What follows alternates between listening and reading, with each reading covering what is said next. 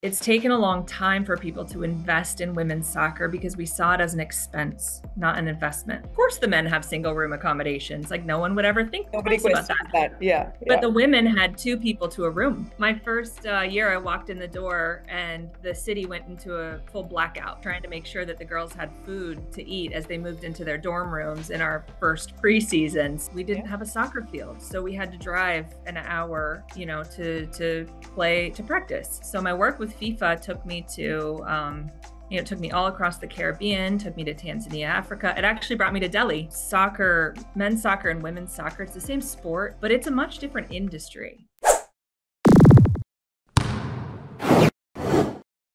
Hello and welcome to another episode of Women in Sport powered by the Global Institute of Sports Business and WordsWork. Today we have with us our first international guest, Miss Amanda Vandervort. She has over 20 years of experience in building sports and especially soccer for women all around the world. She's played various roles, right from being an athlete herself to moving into the FIFA as well as the Major League Soccer and now with the United Soccer League. Really happy to have her on board and excited to have our conversation with her today. Hello, everyone. Welcome to a new episode of Women in Sport. Today, I have Amanda Vandervort with me, all the way from the US, and I'm so happy to have her with us. She has been not just an athlete, she has done the entire journey of being an athlete, a coach, and now a formidable administrator as well. Amanda, welcome to Women in Sport. Thank you. It is a delight to be here. Excellent. So I'd love to jump into it to understand the early years of your career first. So you started off as an athlete, right? I did. Yeah, I've been a soccer player and a coach and an administrator my whole life, but it started with playing when I was a kid. For me, soccer was it gave me community and it gave me friendship and it gave me leadership skills that I think then carried on into my life as a coach and then as a football administrator over the years. So yeah, it's rooted in playing, but I've kind of stretched my career across the sport of soccer in every Absolutely. way you might think. So has soccer been your sport through the years, right from playing years to now still? Yes, yes. Soccer is my one and only sport that I've worked in, and I'm quite passionate about it. Around here in my office, they call me a soccer lifer, and I wear the badge with honor. I'm sure. But tell me now, in a country like US, where soccer may not be the first sport that people go to, from what I understand, of course, and correct me if I'm wrong, there's the NBA, there's the MLB, and there's, of course, American football. So where does soccer stand in your market now in your country? So, I think my participation in sport as a girl in my youth is quite common. In fact, soccer is one of the largest participation sports in America with maybe I think 4 million, maybe 5 million registered girls or that are playing. And then kind of as you go on through the sport, yeah, there's less of a maybe professional soccer fandom, like you referenced the other pro leagues and in particular the men's leagues. But those numbers are changing because for the first time in the United States, you see an entire population of people who've grown up playing soccer, but then also watching it.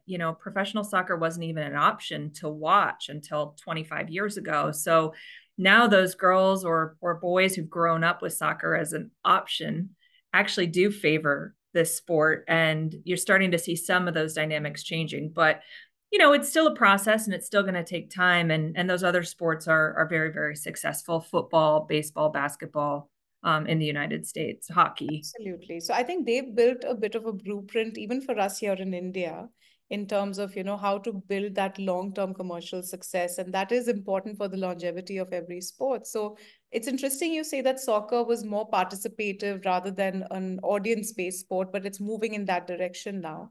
And that's largely what you're working with now as well. So would you like to tell us a bit about the league, the soccer league that you're working on for women? And it looks really exciting. It looks very inclusive.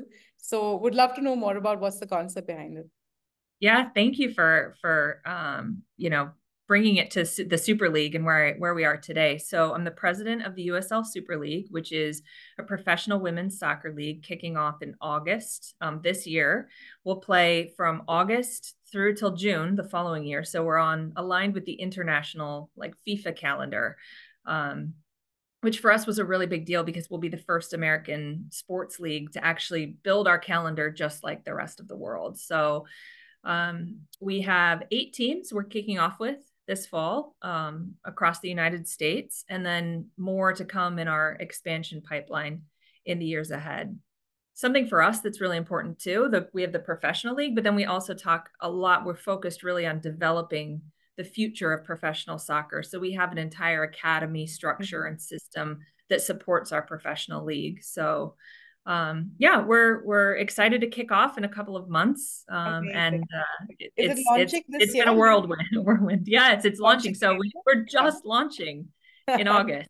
Yeah. Excellent. Excellent. No, I think that sounds really good. And sorry, I'm going to dodge you through the entire interview. And just to keep you on your toes, I'm going to go back and forth a bit across your career because you've had so many amazing pit stops through it. So just going back now. So you were playing and then you started coaching as well after playing as well. So how was that transition for you? And was the reason to start coaching because there was a lack of competitions beyond a point, or were you really passionate about then giving back to the sport when you started your coaching career? Yeah, I think I've always been really passionate about giving back to sport and soccer in particular because of what I felt it gave me as a kid. And that really still is my North Star, to create a positive impact, in people's lives through football, through soccer. My transition from playing to coaching really happened as I graduated university in 2001. Yeah. I went into a graduate assistant program, which means my college, my master's degree was paid for as a function of me being an assistant coach on a soccer team at university. And so I was able to combine my master's degree, which is in educational technology, along with coaching the soccer team there at a school called the College of New Jersey. For my master's. And then, so that was a little bit of it was a transition through education, which I found really helpful because it gave me the groundwork to then go into being the head coach at New York University, which is where I went in 2003. But education was so important to that, not only through the institution at the College of New Jersey, but also I enrolled in coaching courses right away to get my licensing program, to network in the industry, get to know other men and women who were on the journey and path to coaching. And so it wasn't just the job, but it was so important, I think, to create a network and a educational foundation that helped them drive my future in coaching at NYU, where I was for 4 years, but then my aspirations beyond that, which I'm sure we'll get into talking about, but so much of that, the foundation was built because I did the educational courses and networked my socks off. Amazing. So I'm so encouraged to hear this because very slowly, even here in India now, the focus is shifting towards having an education option in sport rather than it being something of a default that ends up happening to an ex-athlete, which so far has been largely the case as well. But I think now that things are getting more standardized and there are institutions offering such courses, we're also seeing more talent emerging, which is more long-term in their thinking as well. So you actually built out from your education to a massive, very successful career, if I may call it that. But that's really good to hear. And how was NYU? I mean, getting into university and being a head coach there, it sounds like a very big deal. So how did you embrace that role? I was 23 when I took the head coaching Really? job. Yeah. As old as the students there, I'm sure, or maybe younger. I was the same age. My first year, I walked in the door and the city went into a full blackout. So all the lights were out. There was no power. I mean, it was my first week was administrative, nightmare, trying to make sure that the girls had food to eat as they moved into their dorm rooms in our first preseason. So I figured out New York City pretty quickly, and that you got to have a guy down the corner who can deliver pasta on instant in order to have a successful soccer team, of all things. But so it came with its challenges, right? NYU is right smack dab in the middle of New York City. We didn't have a soccer field, so we had to drive an hour, to practice. To play games, we had to contract with universities or schools outside of New York City itself, or maybe within the boroughs of New York City, the outskirts, to play. So it had its challenges, but for me to be at an institution so renowned as NYU and have the support of the administration when I was coaching as such a young woman, coming into my coaching career, as well as amazing student athletes who just put everything into their success, both as a student athlete, of course, but then on the field as well. I think the support and kind of passion of the entire ecosystem was unbelievable. I was really fortunate to be in that position, and yeah, I was there for 4 years. Excellent. Wow, it's a long time. And I think you also grow when you're teaching students and you're teaching athletes, I think as a coach, then probably that lends to your own growth to a large extent as well. Oh, they taught me more than I could have ever taught them. I'm great, and I'm grateful for it. I mean, really, like I was, from a soccer sense, I was a goalkeeper, and really was very knowledgeable about goalkeeping, but not so much the rest of the field, until I became a head coach and realized I had to figure it out. Yeah. So that's part of why I took all the educational courses. Yeah. But the players helped me through it. They had a lot of education in their background, and so I was learning from them, on the field, but off the field too, right? How do you build a life in New York City? Where do you live? What are the things that are important? How do you balance being a student athlete in the hustle and bustle of And I think downtown sometimes Manhattan? it's these smaller things that contribute more to the growth of the person than the big ass. Everyone knows the sport from a basic sense of it, but I think it's the smaller aspects that really add up, right? Yeah, definitely, definitely. And Absolutely. the interactions is where you really Correct. learn. The Correct. challenges really are the things that grow us. Absolutely. So I think that sounds really impressive. And then things got more serious and you moved to FIFA. And I think you were in Switzerland for a while as well, right? With your role over there.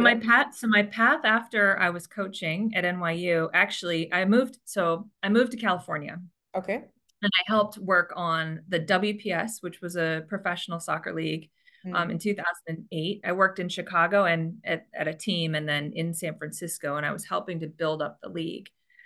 In 2011, I was invited to Frankfurt to the Women's World Cup final. FIFA was hosting the Women's World Cup final in Frankfurt, and they asked me to come speak on a panel about social media in sport, because at that time we were really innovating on how to really connect with your consumers. Like, how do you get people to care about women's soccer? Because where we're at today is a far cry from where we were in 2008, Absolutely. and the fan bases. So back then we were like, what can we do with Twitter? What can we do with Facebook or YouTube or I don't know, Instagram? I think we were, no, I don't even know if Instagram was around then. It was more Facebook at that Anyway, time. Yeah. yeah. And so they invited me out to Frankfurt to speak on a panel about this. And immediately afterwards, one of the folks at FIFA asked me if I would go help, teach about how to use social media, how to really market women's soccer around the world. So my work with FIFA took me to, it took me all across the Caribbean, took me to Tanzania, Africa. It actually brought me to Delhi, India Yes. for, Oh, wow. yeah, for a Excellent. 2-week conference where we brought together 12 surrounding countries, Mhm. to come together for a conference and talk about the growth and development of women's football. That would have been 2013, I believe. Okay. So 10 years is my 10-year anniversary of my trip to India. You need to come back again now for I thank another you. I will conference. take your invitation. Yes, absolutely. Absolutely. Yeah. So Yeah. So that was a role that you did with FIFA where you were going around the world talking about how to grow the sport with women. But that brings me to a question saying when it comes to women in football, how different does the communication need to be? How different does the content need to be for it to do justice to women in football? Or is it pretty much the same everywhere? Well, I think the first thing is understanding who your audience is and who your fan is. Mm.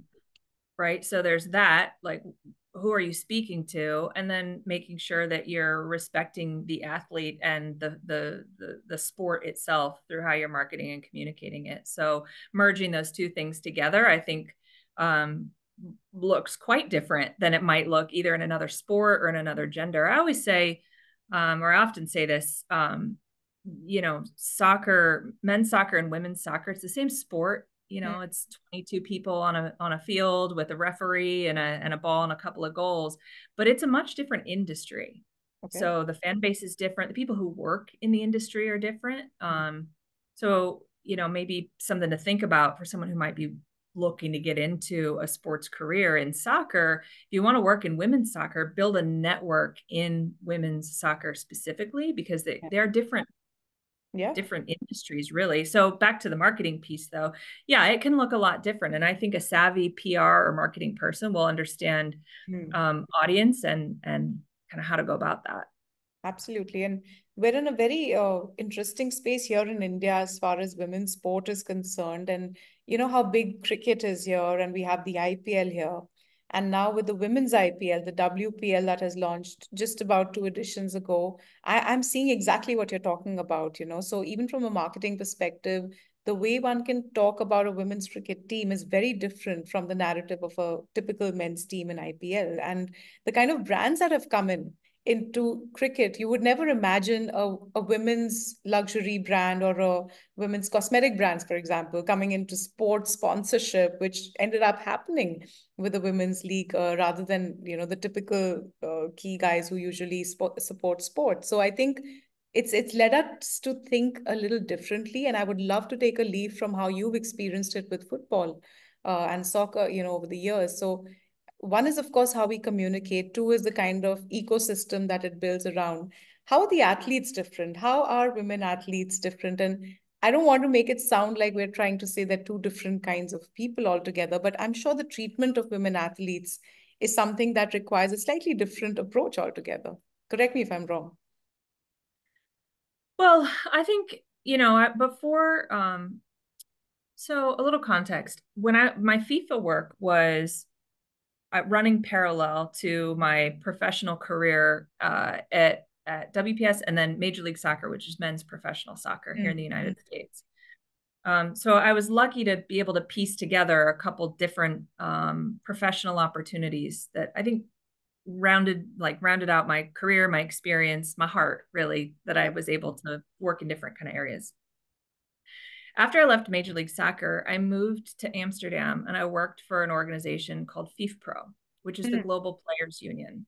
And I drew a lot on my experience at FIFA, but also my experience, as an executive in Major League Soccer and other sports or other companies. And what I learned about the women's game that I think is different, and maybe the athletes themselves, when I was at FIFPro, I was the chief women's football officer at FIFPro, was that historically there had been very little support. Although I knew this contextually in the United States, but I think globally, it's taken a long time for people to invest in women's soccer because we saw it as an expense, not an investment. And that's what's starting to change. People see, if I invest in women's sport, I invest in women's soccer, there's going to be an ROI, a return on investment, like you described for some of these luxury brands that might be coming in, or other brands or investors. So historically, the women have been responsible for delivering a lot of the marketing message. They've been responsible for using their Twitter or their X, using their Instagram, using their platform to help promote and grow the game. And so I think that's a difference we've seen between how the two genders kind of operate. Is the women have taken this ownership and responsibility for growing the game on board. Now, as the tides shift and there is more investment and the players are getting paid more and the sport evolves and grows and more investment comes in, will we see a shift in that? I don't know. But I think historically, understanding the context of how the women's game has evolved, it's important to understand that the players themselves have been such a core piece of growing and building this game. And that brings me to a slightly more controversial subject of, you know, this whole equal pay debate that's been going on for a while now, you know, in the world of sport as well. And in India, I think we have a long way to go, of course, but I'm hoping there is scope for this kind of an ROI related discussion, which is making business sense. And it's not just an emotional piece out there for this to become a reality someday. Yeah. And yeah, that's certainly as the conversation is evolving. I mean, you see FIFA now making investments into even conditions at the last FIFA Women's World Cup. They committed to equal conditions as the men had in, 2018 Russia, which meant things like first class airfare. Not to be fancy, but because the players needed a lounge at the airport so that they weren't, so that people and reporters didn't come up to them when they were en route from one venue to another. For the first time ever at the FIFA Women's World Cup in Australia, New Zealand this year, the players had a training base camp where they had never had that before, and it's just standard for the men.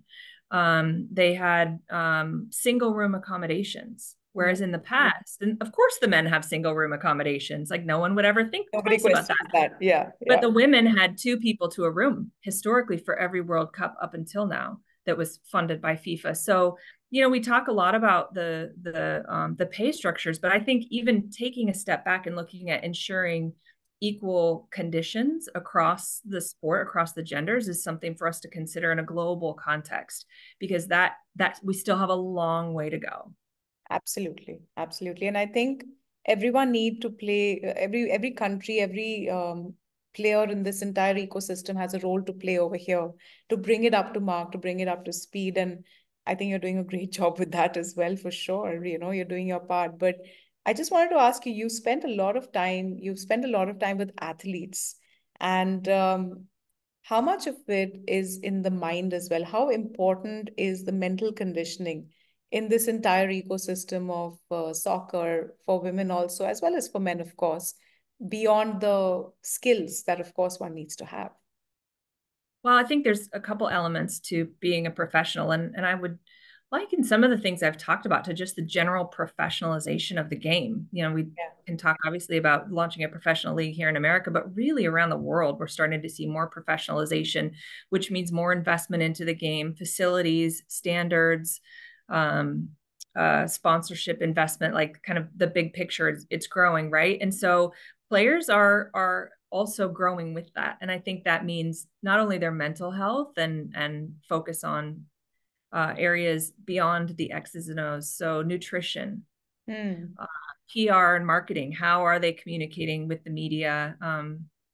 Of course, mental health, like you talked about, but all these other kind of also social dynamics of the game, and really becoming, the game is really advancing to a point where, players are they're truly professional in every sense of the word. And it's been a remarkable journey. And when I think about where we'll be 10 years from now, it's inspiring.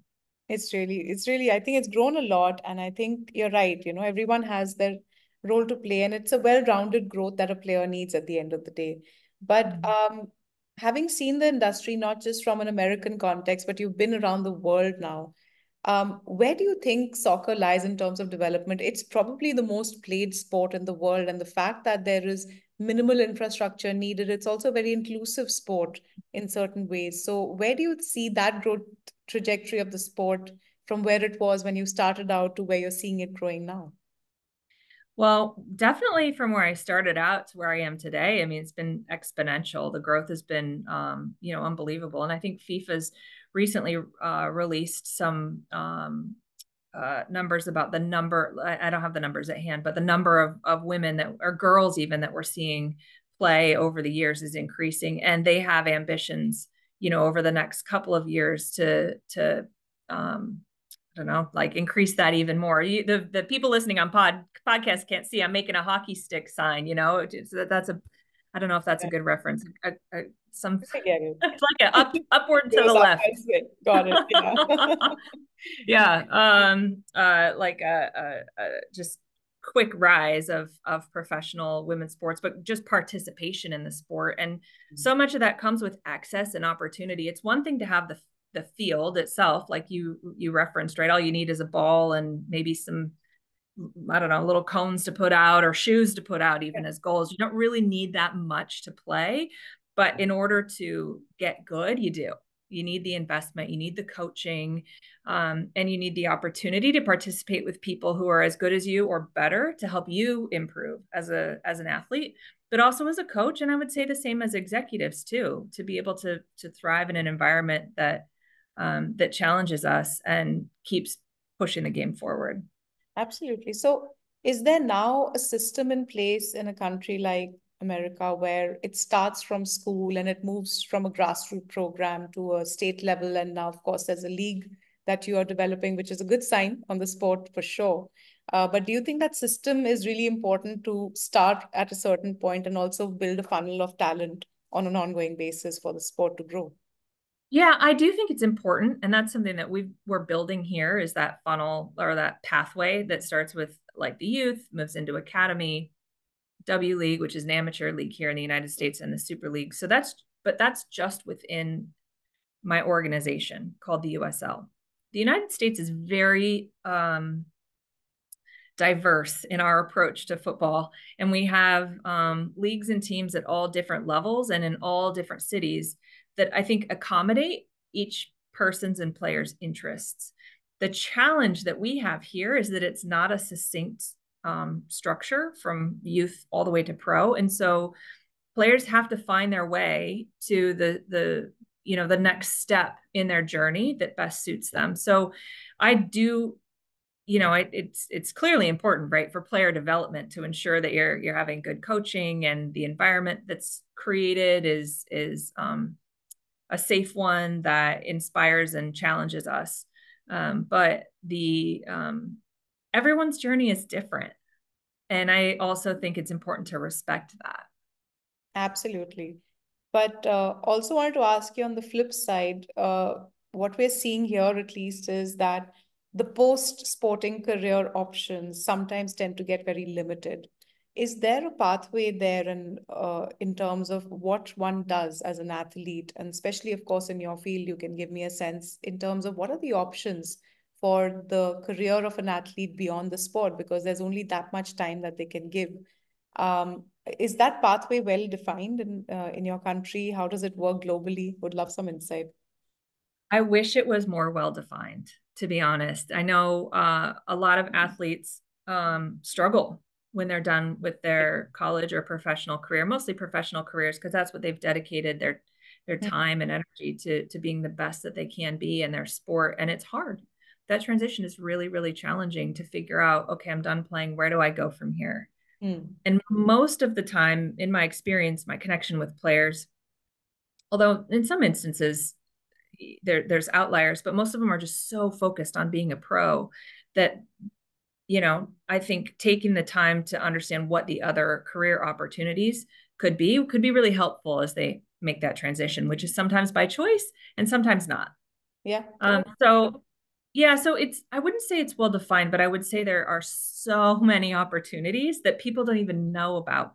It's historically, we see kind of a push for players to go into coaching or technical It positions, seems like right? the obvious choice, basically. Yeah. Right.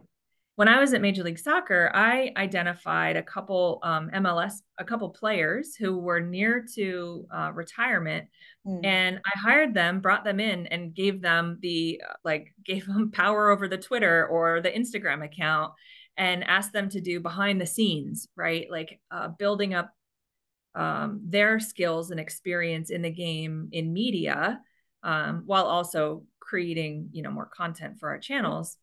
And they understand the sport really well. So that's covered from that They aspect. understand the sport. They knew all the people in the sport, and they loved Instagram. So it was a slam dunk. Yeah. Win-win As far as, situation. Nice.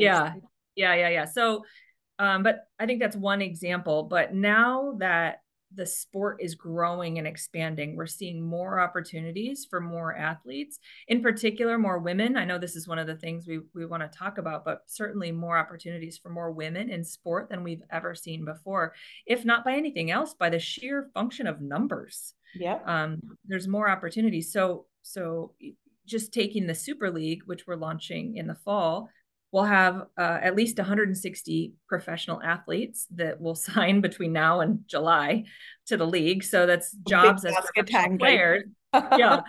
But then that many front office jobs too. Let's even just say 100 front office jobs that we'll have between now and August, means more opportunity for people to build careers. And that's everything from communications, marketing, sponsorship, sales, tickets, strategy and development, creative, video editing, social media. Gosh, I could name all of, There's so that's much. all in the front office. Correct, correct.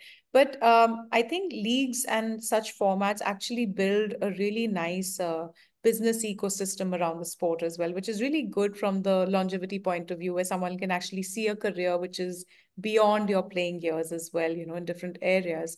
But now, in as far as this league is concerned, how is I mean, just out of curiosity, how is the ownership structure? Do you have private owners of all the different teams representing the different places they're coming from?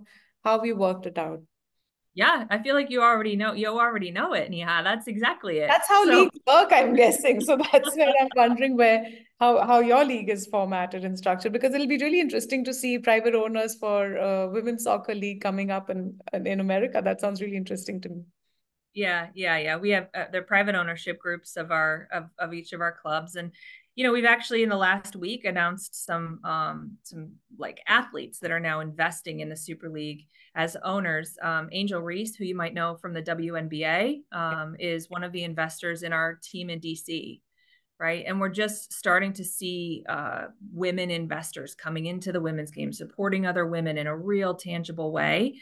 And to me, that's just, I mean, it's So incredible. exciting. It's so exciting. Are you seeing a lot of cross-pollination with other sports, popular sports like what you talked about with WNBA? Are other sports supporting the soccer movement in the country? And how important is that actually? Yeah, they have been. I mean, Angel Reese is one of, actually, there's a NHL, a hockey player, a baseball player. We just announced in New York City a former U.S. men's national team soccer player. So you're actually seeing a lot of people now supporting the women's game in just a way we haven't seen before. And so I think that's important from a validation perspective to see, like, wow, yeah, women's soccer, women's sports is where it's at right now. Yeah. And it's the place, it's not just a moment. We're not just having a moment. We are the moment, You are. and people are investing because of that. And they see, like I talked about earlier, the return on that investment. So yes. And then also I think identifying how those audiences of those different sports, they're also interested in women's soccer. They just might not have had access to it before Exactly. or been exposed to it. And so it opens up an entire new kind of target audience Yeah. for people to Just become you probably fans. just need to sample the sport a bit more, perhaps. And Yeah. that probably Yeah. leads to more ground activities. Sometimes, at least here, we like to do hands-on experiences. So when Major League Baseball came to India, nobody knew what baseball was. And then the Mm. only way we could get people to understand is, hey, it's a lot like cricket. So then they said, okay, now we get what you're talking about. So sometimes just being able to sample something and for people to go and try to play a bit or watch it being played a bit makes all the difference for us as well. But I wanted to ask you another thing where does the country stand in terms of women in the business of sports, or when it comes to administration or owning businesses or investing in teams for that matter, in the US? Because that is something I'd love to know from a developed market perspective to where we are today in the rest of the world. One of the things that has largely driven women's sports in the United States was the passage of Title IX in 1972, which was a government legislation that ensured that equal funding at any institution that received federal funding, so your university systems in the United States, were required to distribute that funding equally to men and women. Hmm. Where that really impacted us was in the sports environment, and soccer in particular was a great benefactor of this legislation, because so many universities had these big American football teams or basketball teams with like big numbers of participation. Soccer had a lot of numbers of participation, so in the probably early 90s we started to see soccer become a really significant sport in the collegiate system in the United States. It took a decade for that to really take hold. But that legislation paved the way for true equality in the university system for men and women. And I think that underpins the foundation of the way we think about men's and women's sport as, like, in society, it's quite, I don't want to say equal because it's not yet, but I think there's an opportunity for it to be so because we have that underpinning. I think in countries, in my experience, in countries that do have government legislation that institutes equality or equal funding, you see more advancement in women's sport faster. So government intervention has been a huge piece of, for in the United States, of our development in sport. And I would say, additionally, there's sometimes specific funding, like the Small Business Administration will fund women in small businesses, or other kind of government programs that help to fund women in business. Yeah. But so the Policy opportunities are growing. right. I'm sorry, what? I'm just saying the policy aspects play an important role to build that framework for women to have that equal opportunity. Yeah, that I would say is my biggest learning from my work with FIFA and my work at FIFA Pro is really understanding that those policies don't exist. And like I didn't, once it took me leaving America to understand that not everyone got equal sports in college. Yeah. And once I traveled and I understood that government legislation was lacking in a lot of regions in the world related to women's rights or funding women's opportunities, I think it opened my eyes. It really does. And I mean, even in our country, I think what is probably needed also is a little more coordination between sports and education from a policy lens as well, because till you mandate sport into curriculum and till you give that equal opportunity to all children, including girls, my daughters go to elite schools. They may not have access to all the sports just because it doesn't exist. A girls program doesn't exist. So I think these kind of things need to be addressed world over, not just here in India. But now I think there's a lot of cross-pollination of sports also happening, which were traditionally belonging to certain countries, so to say. And I think, of course, soccer has also found its way into all of our countries and hearts. But something like even a cricket now has found its way to US. So I don't know if you've observed this massive footprint that cricket is trying to make in in America right now, with the World Cup coming there and the Major League Cricket coming there as well, which we've been working on. So what's your thoughts on global sports like cricket coming to your country? Oh, it's amazing. It's amazing. I get more opportunities for people to play the sport they love. To me, makes me happy. I have seen cricket like kind of taking hold. Isn't it down in Texas? That's right. Yep, the summer league it is, right? Absolutely. We're going to have a T20 league in June, That's and right. then we're going to have the Major League Cricket in July. So lots That's coming. right. Yeah. It's unbelievable. Yeah, no, it's been really exciting to see. And I think the growth is great for everyone. I think it's, if we can form better connection with countries around the world that also love and are passionate about cricket, I think that's wonderful. And then people here who want to either participate or watch or work in sport, what a great opportunity. It's amazing. Absolutely. And I think it's really nice to see this kind of a piece where, I mean, one of the first brands that I worked on in sports was NBA. And NBA's launch in India from an academy's perspective, from a talent perspective, and just seeing these big global names come down to India and to find value over here was a huge opportunity for people like us as well. So I think that's a great space to be in. And now just jumping into a slightly more personal part of your journey, you have played so many roles and it's hard for you to pick, I'm sure, but which one has been the most fulfilling role for you so far? And there may be multiple answers to that question, of course. It's when I think about why I do what I do, I don't think so much about what it is, but it's why. And it's to positively impact people's lives through soccer. And so I think it's really not a cop-out answer. I really genuinely mean that every job I have, as long as I feel I'm providing that, like my values are aligned with the company I work for, and I'm able to like help impact people's lives, I feel fulfilled. So and if that goes away, that's fine. Like we will find other institutions and areas, right, to build our careers. And that's kind of how I've built my career. Not, people ask me what's the job, what's the ideal job? What's the next job? I'm like, I love what I'm doing. I absolutely love it because I'm creating 300 jobs for women or people who love women's sport over the next 3 months. And I work with an amazing team of people who we support each other, day in and day out. And we're creating a vision, something bigger that, today is 8 teams, but in the years to come could be